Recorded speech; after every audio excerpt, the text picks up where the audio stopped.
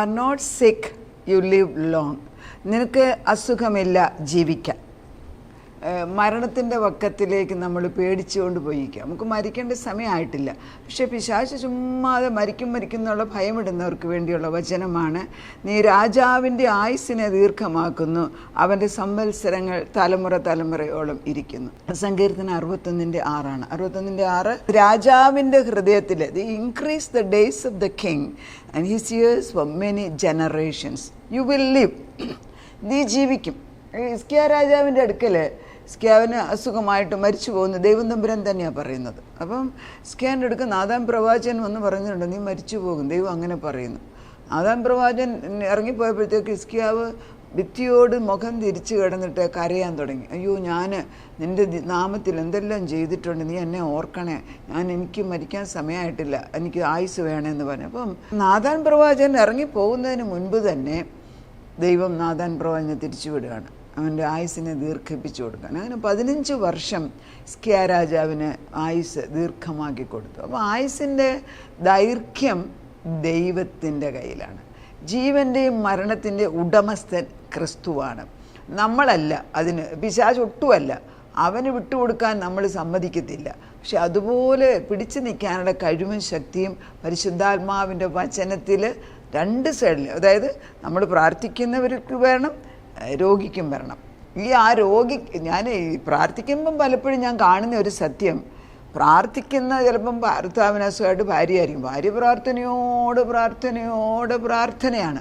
ആളുകളെ വിളിച്ച് പ്രാർത്ഥിപ്പിക്കും, അവർ തന്നെ പ്രാർത്ഥിക്കും, മറ്റുള്ളവരോട് പറഞ്ഞ് പ്രാർത്ഥിപ്പിക്കും, സൂമിക്കൂടെ എല്ലാം പ്രാർത്ഥനയാണ്. പക്ഷേ പരിശുദ്ധാത്മാവിൻ്റെ ബലം ഭർത്താവിൻ്റെ ഉള്ളിലില്ലെങ്കിൽ പ്രവൃത്തി താമസിക്കും. നടക്കുമായിരിക്കണം, പക്ഷെ താമസിക്കുക. It just delay. അപ്പം നമുക്ക് ദൈവത്തിൻ്റെ പ്രവർത്തനം തീർത്തും ചെയ്യിപ്പിക്കാൻ ഒക്കും, പക്ഷേ നമുക്കത് ഡിലേ ചെയ്യാനൊക്കും. നമ്മുടെ കോഓപ്പറേഷൻ ഇല്ലാത്തതിന് നമ്മൾ ചേരുന്നില്ല ദൈവത്തിൻ്റെ ആലോചനയോട്. അത് വളരെ സങ്കടമാണ്. കർത്താവ് വളരെ ദുഃഖത്തോടു കൂടിയാണ് പറയുന്നത്, ഞാനാണ് നിൻ്റെ ആയുസ്സിനെ ദീർഘിപ്പിച്ചിരിക്കുന്നത്. അപ്പോൾ 61:6 വായിക്കുന്നത്, 61:6 പരിശുദ്ധാത്മാ വ്യക്തമായിട്ടും പറയുകയാണ്, നീ രാജാവിൻ്റെ ആയുസ്സിനെ ദീർഘമാക്കും, അവൻ്റെ സംവത്സരങ്ങൾ തലമുറയോളം ഇരിക്കും, അവൻ എന്നേക്കും ദൈവസന്നിധിയിൽ വസിക്കും. എവിടെ വസിക്കുന്ന? ദൈവത്തിൻ്റെ സന്നിധിയിൽ. അപ്പോൾ സങ്കീർത്തനം 61 പറയുന്നത്, രാജാവായിട്ടാണ് ദൈവം നമ്മളെ കാണുന്നത്. നമ്മൾ ദൈവത്തിൻ്റെ മക്കളാണ്. ദൈവത്തിൻ്റെ ഉന്നത പദവി അലങ്കരിക്കേണ്ടവരാണ്. എല്ലാവർക്കും ഉണ്ടെന്ന് വെച്ചാൽ എല്ലാവർക്കും ഉണ്ട്, എല്ലാവരും പ്രാപിച്ചെടുക്കുന്നു എന്ന് എനിക്കറിഞ്ഞുകൂടാ. അപ്പോൾ ഈ രാജാവിൻ്റെ ആയുസ്സിനെ ദീർഘിപ്പിക്കുന്നത് നമ്മുടെ പ്രാർത്ഥന കൊണ്ടാണ്.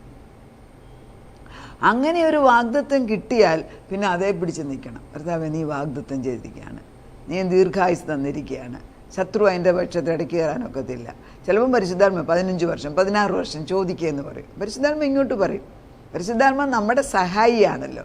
പരിശുദ്ധാത്മ നമുക്ക് എതിരല്ല. അവൻ മരിച്ചു പോകുന്ന പരിശുദ്ധാത്മ പറയൂല.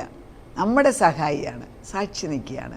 നമ്മൾ പറയുന്നതിൻ്റെ സാക്ഷി കൂട്ടു നിൽക്കും. എന്ത് ദൈവത്തോട് ചോദിച്ച് ദൈവത്തിൻ്റെ ആലോചന നമുക്ക് അനുകൂലമാക്കി തരും. അതൊക്കെ ദൈവത്തിൻ്റെ ആ സ്നേഹത്തിൻ്റെ ആഴമാണ്.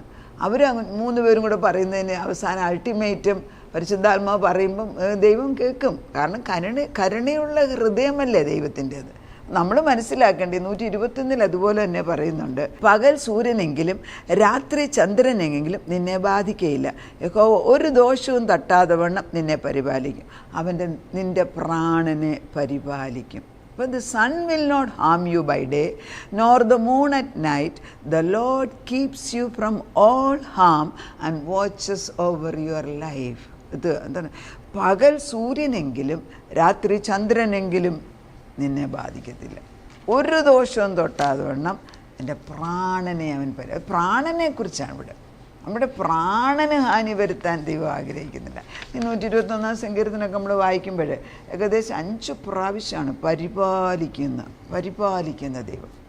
അങ്ങനെ വാഗ്ദത്തം തന്നിട്ടുണ്ടെങ്കിൽ the body has to obey the spirit. വചനം പരിശുദ്ധാത്മാവിൽ തന്നു, പക്ഷെ ബോഡി പറയുന്ന അയ്യോ എനിക്ക് ക്ഷീണമാണ്, എനിക്ക് വയ്യ. അപ്പം ബോഡിയെ പരിശുദ്ധാത്മാവ് പറയുന്നതിനെ അനുസരിക്കുന്ന ലെവലിലാക്കണം. അത് നമ്മുടെ ജോലി. പരിശുദ്ധാത്മാവ് എന്തു പറയുന്നു അതാണ് സത്യം. അതിൽ ഞാൻ ഉറച്ചു നിൽക്കുന്നു. ഇപ്പം കാണുമ്പോൾ അതിൻ്റെ ലക്ഷണങ്ങളല്ല, സാരമില്ല, എങ്കിലും ആ ലക്ഷണങ്ങൾക്ക് ഉപരിയായിട്ട് ദൈവശബ്ദത്തെ ഞാൻ വിശ്വസിക്കുന്നു. അതാണ് ഇപ്പോൾ ഈ സത്യം പറഞ്ഞാൽ നമ്മുടെ ഉള്ളിലുള്ള അന്തരാത്മാവിനെ ജീവിപ്പിച്ചിട്ട് നമ്മുടെ ജഡത്തിനെ താഴ്ത്തി സെൻഷ്വലായിട്ടുള്ള, അതായത് 5 സെൻസിൽ കൂടെയുള്ള കണ്ണ്, ബുദ്ധി, പിന്നെന്താ ചിന്ത, അതുപോലെ തന്നെ സ്മെല്ലേക്ക് ടച്ച്, ഇങ്ങനെ ഈ നമ്മൾ ടേസ്റ്റ് ഇതിൽ കൂടെയൊക്കെ കാണുന്ന മർമ്മങ്ങളിലും വലുതായിട്ടുള്ള സത്യത്തെ വചനത്തിൽ കൂടെ കാണുകയാണ് ചെയ്യുന്നത്. അതിന് കണ്ടിന്യൂസ് ട്രെയിനിങ് ആവശ്യമുണ്ട്. We are being trained by the holy spirit. അപ്പം നമ്മളോട് പറയുന്നു, God's word take over your spirit. ദൈവവചനം എൻ്റെ ആത്മാവിനെ പരിപോഷിപ്പിക്കും. കാരണം ഇപ്പോൾ ആടി നിൽക്കുകയാണ്, അങ്ങോട്ട് വേണോ ഇങ്ങോട്ട് വേണോ, അങ്ങോട്ട് വേണോ ഇങ്ങോട്ട് വേണം. പക്ഷെ കർത്താവിൻ്റെ വചനം വന്നിച്ച് നമ്മളെ ഒരു സമയത്ത് ഒരു ബലത്തിൽ അങ്ങോട്ട് നിർത്തും. ഈ ഒരു വചനത്തെ ഞാൻ പിടിച്ചു നിൽക്കുന്നു, എന്ത് വന്നാലും ഞാൻ മാറത്തില്ല. അപ്പം the body will start obeying to the command of the spirit. എന്നിലുള്ള സ്പിരിറ്റ് ബലം വെച്ചപ്പോൾ എൻ്റെ ആത്മാവിനെ അനുസരിക്കാൻ ശരീരം തുടങ്ങും. ആ ലെവല് എല്ലാവർക്കും പ്രാപിച്ചെടുക്കാം. പക്ഷെ പലരും നിസ്സഹായ അവസ്ഥയിൽ നമുക്ക് പറയുന്ന സഹതാപം കിട്ടുന്ന ഒരു സ്വഭാവം നമ്മളിലെല്ലാം ഉണ്ട്. അപ്പം word of God has to take the rightful place. വചനത്തിന് അതിൻ്റെ പദവി കൊടുക്കണം. Word of God rightful place എന്ന് പറയുമ്പം വചനത്തിന് ഉപരിയായിട്ടൊന്നുമില്ല. കർത്താവിൻ്റെ വാഗ്ദത്തക്കടെ കർത്താവിൻ്റെ പേരിന് ഉപരിയായിട്ട് ദൈവം മാനിക്കുമെന്ന്. ഒരു വാഗ്ദത്തം ഞാൻ തന്നോ അത് ചെയ്തിരിക്കുമെന്ന്. അതുകൊണ്ട് വാക്കു പറഞ്ഞവൻ മാറാത്തവൻ, വാഗ്ദത്തം ചെയ്തവൻ വിശ്വസ്തൻ, ഫെയ്ത്ത്ഫുൾ ഗോഡ്. ആ ഫെയ്ത്ത്ഫുൾ ഗോഡിൻ്റെ ഫെയ്ത്ത്ഫുൾനെസ്സിനകത്താണ് ഞാൻ ബലം പ്രാപിക്കുന്നത്. ഒന്ന് പറഞ്ഞു പോയില്ലേ, എൻ്റെ വായിൽ നിന്ന് വീണ് പോയില്ലേ, പിന്നെ അവൾ അതേ തന്നെ പിടിച്ചു വാങ്ങിച്ചു എന്ന് പറയുന്നത് കേട്ടിട്ടില്ലേ? നമ്മൾ പറയുന്ന കർത്താവ് എന്നോട് പറഞ്ഞാൽ കർത്താവ് ചുമ്മാ പറയില്ല. ദൈവം പറയുന്നു, ആയുസ്സിനെ ദീർഘിപ്പിച്ചു തന്നിരിക്കുന്നു, ചോദിച്ചോളൂ, 16 കൊല്ലം കൂടെ ചോദിച്ചു വാങ്ങിക്കുക. ഇപ്പം ഞാൻ ചോദിച്ചു വാങ്ങിക്കുന്നു. അങ്ങനെ പറയുമ്പം ദൈവം അത് നമുക്ക് തരികയാണ്. അപ്പം word is A living force. It carries the very nature of God. എന്താണ് ജീവൻ്റെ വചനം എന്ന് പറയുന്നത്?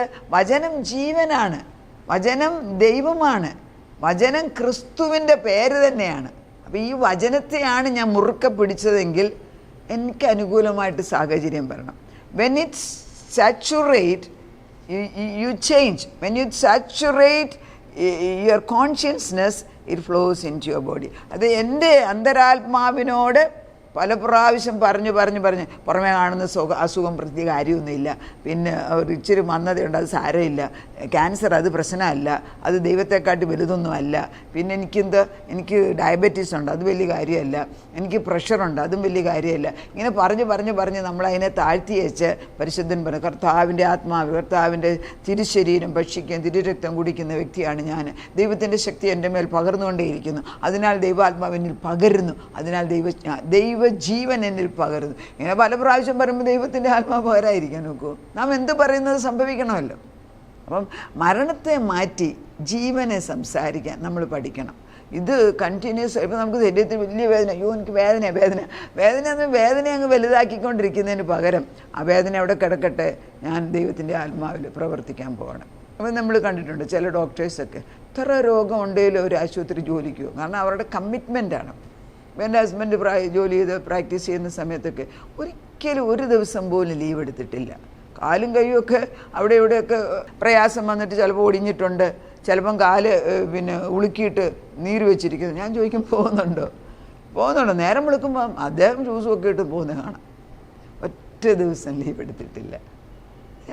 ഒരു ഡെഡിക്കേറ്റഡ് ഹാർട്ടാണ് ചെയ്തെടുക്കുക. എത്ര പേർക്കുണ്ട്?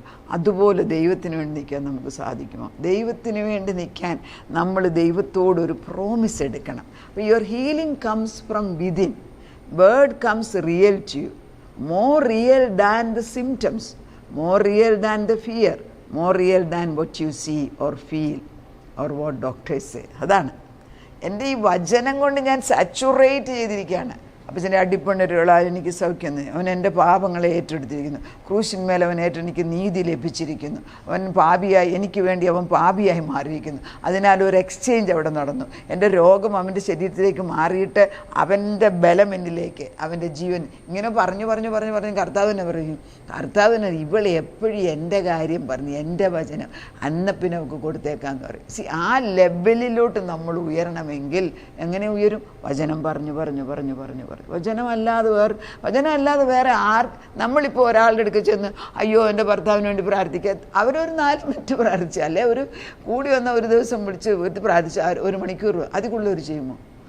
അത് പോരല്ലോ. ഇത് കണ്ടിന്യൂസ് ആയിട്ട് ഹോളി സ്പിരിറ്റാണ് നമ്മുടെ കൂടെ നിൽക്കുന്നത്. നമ്മളിങ്ങനെ അന്തരാത്മ കിടക്കുമ്പോഴും നടക്കുമ്പോഴും ഇരിക്കുമ്പോഴും എല്ലാം ഈ ദൈവത്തിൻ്റെ ആത്മാവിൻ്റെ വചനം ഇങ്ങനെ പറഞ്ഞുകൊണ്ടേയിരിക്കുക. പറഞ്ഞ് അത് നമ്മളായി മാറുകയാണ്. അതാണ് വചനം. ചുരുളുകൾ ഭക്ഷിക്കണം. Meditate on the word, read the word, memorise the word. എൻ്റേതാക്കി പറയണം. പ്രയാസമുള്ളതൊന്നും അല്ലെന്ന്, ഇത് ചെയ്യാൻ സാധിക്കും.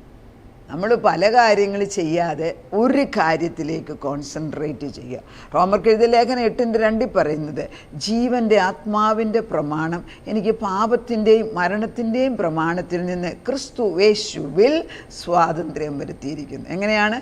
ജീവൻ്റെ ആത്മാവിൻ്റെ ഒരു പ്രമാണമുണ്ട്, പാപത്തിൻ്റെ രണ്ടും. ഒന്ന് ജീവൻ്റെ പ്രമാണം, അതിൻ്റെ ആധാരം. പിന്നെ മരണത്തിൻ്റേത്. മരണം അസുഖം വരുമ്പോൾ മരിച്ചു പോകും, രോഗമുണ്ടെങ്കിൽ മരിക്കും, പിന്നെ പാപമുണ്ടെങ്കിൽ മരിക്കും, ഒരു സമയമാകുമ്പം മരിക്കും. ഇങ്ങനെയൊക്കെയുള്ളത് ലോകപ്രകാരം. പക്ഷേ ഇങ്ങപ്പുറത്തോണ്ട് ജീവൻ്റെ ആത്മാവ് പറയണം, ഇപ്പം നീ മരിക്കത്തില്ല, നിൻ്റെ ആത്മാവ് എന്നിൽ ഏൽപ്പിക്കുന്നിടം വരെ നിനക്ക് കുറേ ജോലിയൂടെ ചെയ്ത് തീർക്കാനുണ്ട്. അത് വിശ്വസ്തമായിട്ട് എൻ്റെ വേണ്ടി നീ ചെയ്യുക. നീ അല്ലാതെ വേറെ ആരും ചെയ്യത്തില്ല. ആ ജോലി ചെയ്ത് തീർക്കാനുണ്ട്. അതുവരെ പറഞ്ഞു തരും. കർത്താവിനോട് പറഞ്ഞു തരും. കർത്താവ് നമ്മളോട് പറയും. അങ്ങനെ വെച്ച് പ്രാർത്ഥിക്കുമ്പോൾ ദൈവം നമ്മുടെ പ്രാർത്ഥന കേൾക്കും. വചനം കൊണ്ടല്ലാതെ യേശുവിൻ്റെ അടുക്കൽ ചെല്ലല്ല. നമ്മുടെ ഇമോഷൻസിലല്ല, വചനം കൊണ്ട് ചെല്ലണം. ഈ രോഗങ്ങൾക്ക് ഇതാണ് എനിക്ക് തന്ന വായു. ഞാൻ നേരത്തെ രോഗത്തെക്കുറിച്ച് പല വചനങ്ങളും പറഞ്ഞിട്ടുണ്ട്.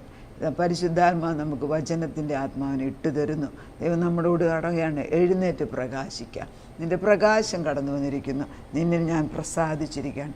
ഇവനിൽ, അതായത് ഇവൻ എൻ്റെ പ്രിയപുത്രൻ, ഇവനെ ഇന്ന് ഞാൻ ജനിപ്പിച്ചിരിക്കുന്നു. എപ്പോഴാണ്? ഓരോ വചനം ജീവനായിട്ട് വരുമ്പോൾ, ഒരു വ്യക്തിയായിട്ട് ജീവൻ വരുന്നതായിട്ട് കാണണം. പിന്നെ അങ്ങോട്ട് ദൈവം പ്രവർത്തിക്കും. ആ ദൈവത്തെ മുറുക്കെ പിടിക്കാം. കർത്താവ് നമ്മുടെ ആയുസ്സിന്, നമ്മുടെ ഭർത്താക്കന്മാരുടെ, മക്കളുടെ, മരുമക്കളുടെ, നമ്മൾ പ്രാർത്ഥിക്കുന്നവരുടെ മക്കളുടെ, കൊച്ചുമക്കളുടെ, നമ്മുടെ സഹോദരി എല്ലാം ആയുസ്സിനെ കർത്താവിൻ്റെ കയ്യിലായി ഏൽപ്പിച്ചിരിക്കുന്നു. ദൈവം അറിയാതെ ഒന്നും സംഭവിക്കത്തില്ല. നാഥ, പ്രാർത്ഥിക്കാം നമുക്ക് ദൈവത്തിൻ്റെ മുമ്പിൽ.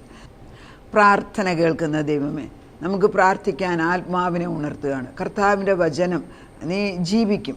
രാജാവിൻ്റെ ഹൃദയം നീർത്തോട് കണക്ക് എങ്ങോട്ട് ഒഴുകണമെന്ന് തീരുമാനിക്കുന്നത്, രാജാവിൻ്റെ ആയുസ്സിനെ ദീർഘമാക്കി തരുന്നത് ദൈവമാണ്. അങ്ങനെ ദീർഘമാക്കി തരുന്ന ദൈവത്തിൻ്റെ വചനം ഞങ്ങൾക്ക് അനുകൂലമായി നിൽക്കുമ്പോൾ ദേഹം ആത്മാവ്, ആത്മാവിനെ ദേഹിയും ദേഹവും അനുസരിക്കണം. തിരിച്ചായിരുന്നു. ഇതുവരെ ഞങ്ങൾ പുറമേ തോന്നിക്കുന്ന എല്ലാ ശരിയാണെന്ന് പറഞ്ഞു. ഇന്നിപ്പം തൊട്ട് അങ്ങനെയല്ല. ആത്മാവ് എന്തു പറയുന്നു അതിന് പ്രസക്തി കൊടുക്കുക. പരിശുദ്ധാത്മാവ് എവിടെ പറയാൻ പറയുന്നു അവിടെ പറയും. പരിശുദ്ധാത്മാവ് എന്ത് ചെയ്യാൻ പറയുന്നു അത് ചെയ്തെടുക്കും. ദൈവത്തോട് ആലോചന ചെയ്യിച്ചിട്ട് ഞങ്ങളുടെ ബലഹീനതയിൽ ബലം തരണം, ഞങ്ങളുടെ അവിശ്വസ്തതയിൽ വിശ്വസ്തത ഇട്ടണം. നിൻ്റെ വചനം ജീവനും സത്യവും ആകയാൽ ആ വചനത്തിൽ ഞങ്ങൾ പൂർണ്ണമായിട്ട് ആശ്രയിച്ച് മുൻപോട്ട്. ആ വചനം ഞങ്ങളെ നടത്തണം. ആ വചനമാണ് ഞങ്ങളുടെ ജീവൻ. ആ ജീവൻ്റെ പേര് യേശു എന്ന് തന്നെയാണ്. ആദിയിൽ വചനമുണ്ടായിരുന്നു. വചനം ദൈവത്തോടുണ്ട്. വചനം ദൈവമായിരുന്നു. ഇരുട്ടിൽ പ്രകാശമായിട്ട് വചനം വന്നു. ഒരിക്കലും ഇരുട്ടിനെ പ്രകാശത്തെ അടയ്ക്കാൻ സാധിക്കത്തില്ല. പ്രകാശം കത്തുകയാണ്. ഞങ്ങളുടെ ഹൃദയങ്ങളിൽ തീ കത്തണം. തീ തീ തീ തീ കത്തട്ടെ അപ്പച്ച. തീ കത്തിക്കുന്നവൻ തീ കത്തിക്കുന്നതിന് കർത്താവ് തീ കത്തിച്ചേ പറ്റൂ. ഒരു കാരണവശാലും പുറകോട്ട് പോകത്തില്ല. മുൻപോട്ട് കാല് വെച്ച് ഞങ്ങൾ മുൻപോട്ട് തന്നെ പോകണം. ഞങ്ങളെ നടത്തുന്നവൻ നീയാണ്. നിൻ്റെ വിശ്വസ്തതയാണ് ഞങ്ങളുടെ പിൻബലവും മുൻബലവും.